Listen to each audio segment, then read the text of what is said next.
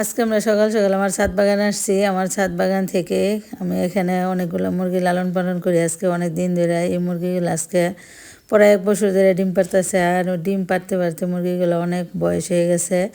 তো এরকম একটা এখন আর ডিম পারে না, তার জন্য আজকে বড় একটা মুরগি নিয়ে নিলাম। এই মুরগিটা আজকে জব করে রান্না করবো ছাদ বাগানে। আর ছাদ বাগানে মুরগিটা রান্না করতে লাকড়ি চুলা আমি আজকে রান্না করব, তার জন্য আমরা সবাই আজকে ছাদে আসছি। আর লাকড়ি চুলায় রান্না করলে খাবারটা অন্যরকম সুস্বাদু হয়, তার জন্য। আর আমার মুরগিটা বিশাল বড়, দেখতেই পারতেছেন মুরগিটা বিশাল বড় ছিল। তাই ভালো করে আদা রসুন পেঁয়াজ এই যে মশলা দিয়ে ভালো করে কষিয়ে নিতেছি। কষানোর পরে এখন আমি মুরগিটা দিয়ে দিব। কিন্তু মুরগিটা আপনার এত বড় ছিল, আর দেখেন সবগুলা মুরগি আমি একসাথে দিয়ে দিছি।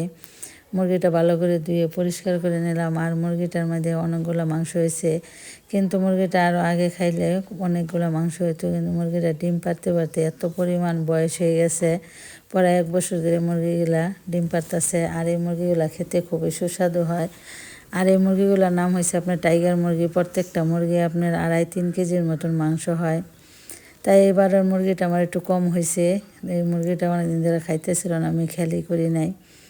তো দেখতেই পারতেছেন এই যে মুরগিটা ভালো করে আমি কষিয়ে নিতেছি।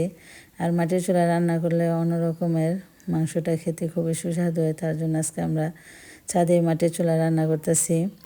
আর এখানে আজকে কিছু পোলাও রান্না করবো এই মাংস দিয়ে খাওয়ার জন্য। আর আমার ছাদ বাগানে প্রচুর পরিমাণ সবজি হয়েছে। এখানে আমরা আবার কিছু মাটি রেখে দিছি। এই দেখেন মুরগির কালারটা খুবই সুন্দর হয়েছে। আর লাকড়ি চুলার জালটা খুব সুন্দরভাবে জ্বলতেছে, তার জন্য আমার রান্নাটা খুব তাড়াতাড়ি হয়ে যেতেছে দেখেন। আর এই চুলাগুলো খুব সুন্দর রান্না করতে।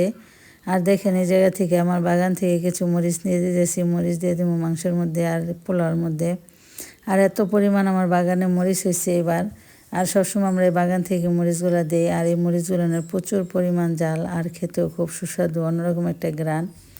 তার জন্য এখান থেকে আমি কিছু পোলার চাল নিয়েছি, যে পোলার চালগুলো ভালোভাবে ধুয়ে নিয়েছি। আর আমার বাগানের গাছগুলো খুবই সুন্দর হয়ে গেছে। এখানে কিছু আলু চারাগুলো খুব সুন্দর হয়েছে, আর বাগানের প্রতিটা গাছই সুন্দর হয়ে গেছে।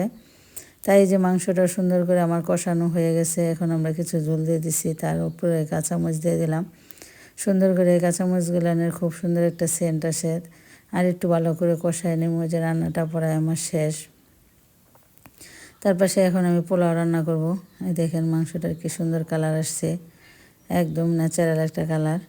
আর এখানে মাঝে মাঝে আমরা প্রায় সময় ছাদে রান্না করতে আসি, তার জন্য খুবই ভালো লাগে। আর হাওয়াটা খুব সুন্দর, এখন শীতকাল, মিষ্টি মিষ্টি রোদ উঠছে, রান্না করতে খুবই ভালো লাগতেছে।